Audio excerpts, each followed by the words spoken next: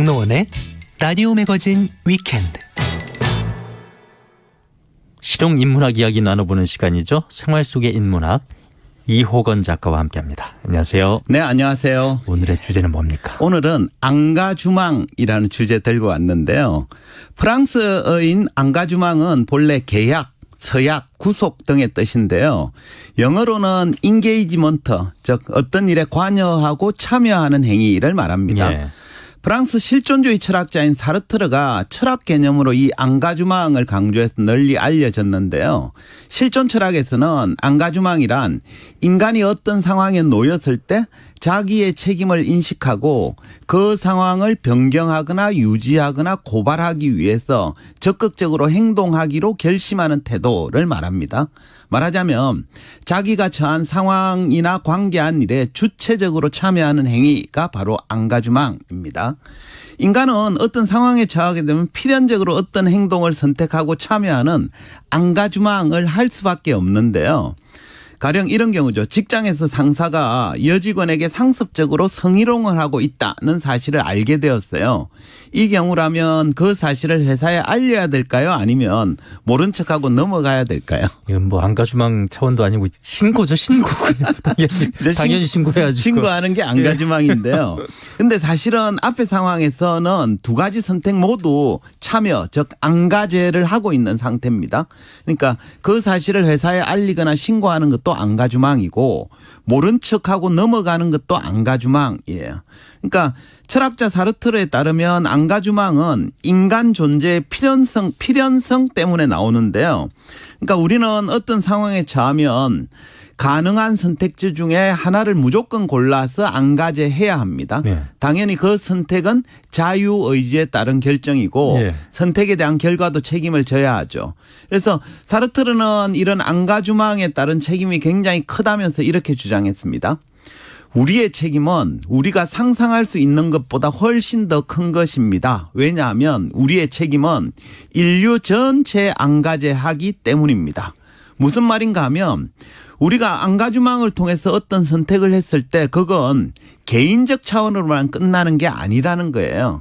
그러니까 나는 나의 앙가주망을 통해서 내 삶을 선택하는 것만이 아니라 인류 전체에도 관여하고 있는 거라는 거죠. 앞의 사례에서 상사의 성희롱을 알고도 모른 척하고 넘어간다는 건 그 이유가 뭐 상사의 보복이 두렵다거나 그냥 귀찮아서라거나에 관계없이 성희롱은 폭력이 아니고 그냥 넘어갈 수도 있다는 관념에 내가 동조한 결과고요. 예. 결과적으로는 가해자의 편에 서기로 선택을 한 셈이죠. 그것도 남이 시켜서가 아니라 본인의 자유의지에 따라 결정을 한 거죠. 예. 개인의 선택이 그저 개인적인 일 같지만 사회에 영향을 미친다. 그렇죠. 좀 저를 이렇게 생각해보면 제가 하는 일이 그렇게 사회에 영향을 미치거나 그렇게 거룩한 일이 아닌. 그렇죠. 단지 나만의 일만은 아니. 개인적인 제가 이 방송 그 뭐 관습적인 관용어 중에 예. 싫어하는 것 중에 하나가 예. 개인적으로라는 말을 요즘 참 많이 하거든. 예. 따져보면 자기가 하는 일들이 거의 99%가 다 개인적인 일이거든요. 예. 그 말을 왜 안 하죠 싶어가지고 하여튼 그런데. 그렇죠. 근데 이제 사르트르는 그 일이 예. 세계 전체에도 영향을 미친다는 걸 미칠 수도 인식해야 있다. 된다는 그걸 거죠. 인식하라 이 말인 그렇죠. 거죠. 그래서 사르트르는 인간이 가진 이 선택의 자유를 이렇게 표현했습니다.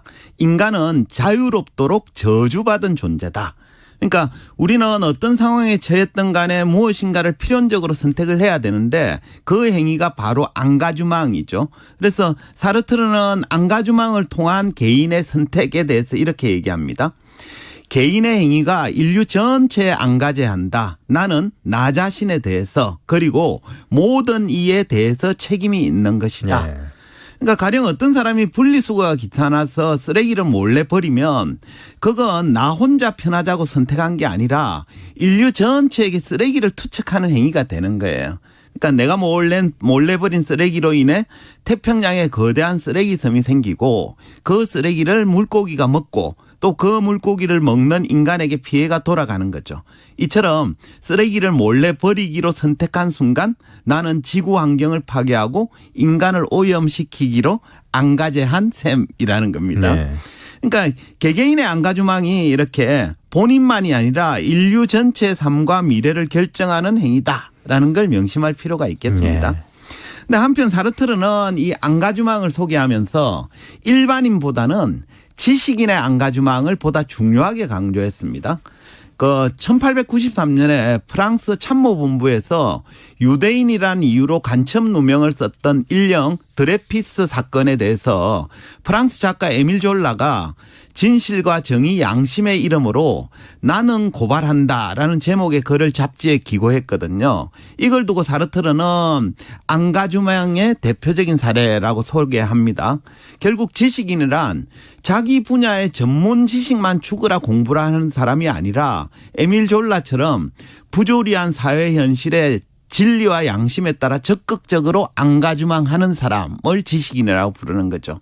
해서 사르트르는 학자와 지식인을 좀 철저하게 구분을 했습니다. 그 구분 기준이 안가주망인 건가요? 예, 그렇습니다. 그래서 그 학자와 지식인은 어떻게 다른가? 그 사르트르가 그의 책 그 지식인을 위한 변명에 수록된 예를 소개하겠습니다. 한번 들어보십시오. 완벽한 핵무기를 제조하기 위해서 핵 분열에 대해 연구하는 학자들을 우리는 지식인이라고 부르지 않을 것입니다.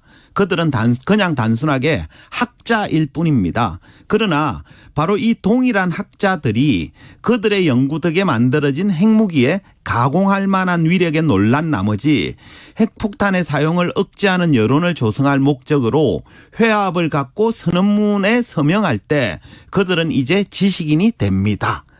그러니까 학자와 지식인의 차이는 지식을 얼마나 많이 가졌는지로 결정되는 게 아닙니다. 그러니까 핵폭탄 사용 반대 서명문에 서명을 하느냐 아니냐, 즉 안가주망 여부로 결정되는 거죠. 결국 지식인은 특정 지식을 많이 깊이 알고 있는 것을 넘어서 그것이 인류 전체와 인간 생명에 어떤 영향을 미치는지를 생각하고 적극적으로 참여하는 사람입니다. 인류 전체와 인간 생명에 어떤 영향을 미치는지를 생각하고 참여를 해야 되겠죠. 네, 그렇죠. 예. 예. 그러니까 사르트르에 따르면은 네. 현실 문제에 관심을 갖고 적극적으로 참여하고 행동할 때 이제 학자를 넘어서 지식인이 된다. 예, 그런 맞습니다. 뜻이네요. 예. 그 사실 학자라고 해서 모두가 지식인이 되는 건 아닙니다. 관련된 사르트르의 주장을 한번 들어보시죠. 지식을 가진 전문가는 지배 이데올로기를 받아들이거나 또는 그것에 만족할 수 있습니다. 또 그는 자신에 대해 스스로 검열을 실시하면서 정치에 무관심한 사람, 불가지론자 등이 됩니다. 또한 권력이 압력을 가함으로써 그로 하여금 유효한 이의제기의 태도를 포기하도록 할 수도 있습니다. 결국 그는 이의를 제기하는 자신의 권한을 스스로 버리는 셈인데 이런 경우 사람들은 그는 지식인이 아니다라고 자신 있게 말할 수 있습니다. 그러니까 결국 지배 이데올로기를 그냥 받아들이거나 문제점이 있음에도 불구하고 이의 제기를 포기하는 사람은 지식인이 아니라는 거예요. 그러니까 진정한 지식인은 자신의 지식을 바탕으로 지배 이데올로기에 대항하고 부당한 현실에 맞서 적극적으로 이의 제기를 하는 사람이며 이런 행위가 바로 안가주망이라는 거죠. 그러니까 말하자면 행동하는 지성이어야 비로소 지식인이 된다라는 입장입니다. 네, 이 사르트르는 왜 지식인의 안가주망을 강조했을까요? 예, 지식인의 본질이 그러하기 때문인데요. 사르트르는 지식인을 이렇게 정의합니다. 한번 들어보세요.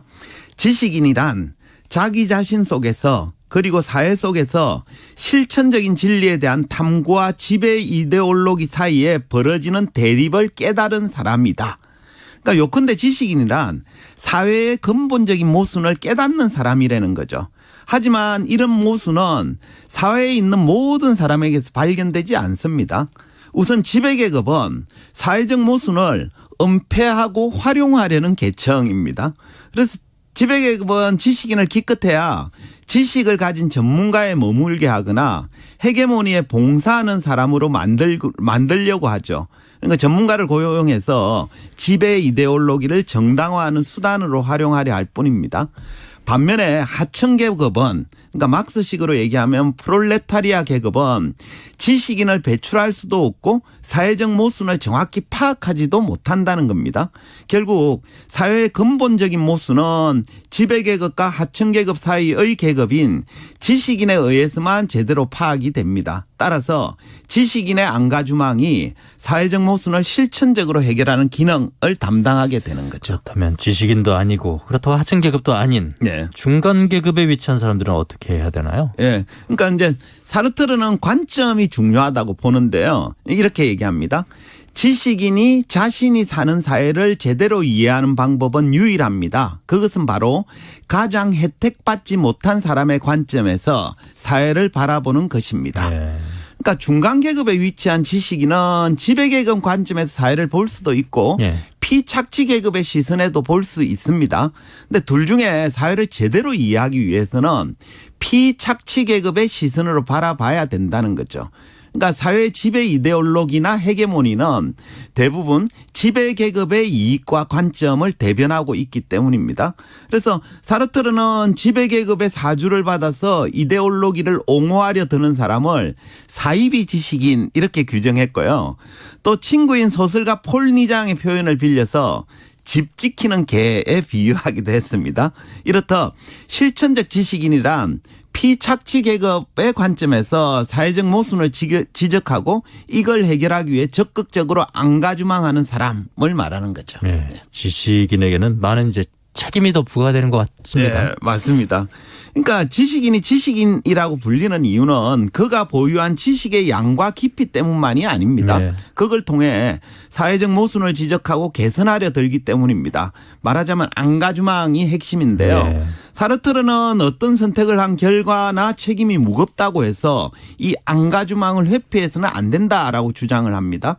또 책임을 회피하기 위해 자기 목소리를 내지 않는 걸 자기 기만이라면서 꼬집었습니다. 결국 안가주망이란 현실을 주체적으로 받아들여서 더 좋은 방향으로 이끌어가고자 하는 태도이자 결단이죠. 그러니까 우리가 얼마나 안가주망하느냐에 따라서 본인의 실존은 물론이고 우리가 살아갈 세상을 선택하는 결과다라는 걸 좀 명심했으면 좋겠고요. 지식인은 안가주망이라는 개념을 좀 더 한번 새겨야 되지 않을까라는 생각이 듭니다. 네. 생활 속의 인문학 이호건 작가와 함께했습니다. 오늘도 말씀 고맙습니다. 네, 감사합니다.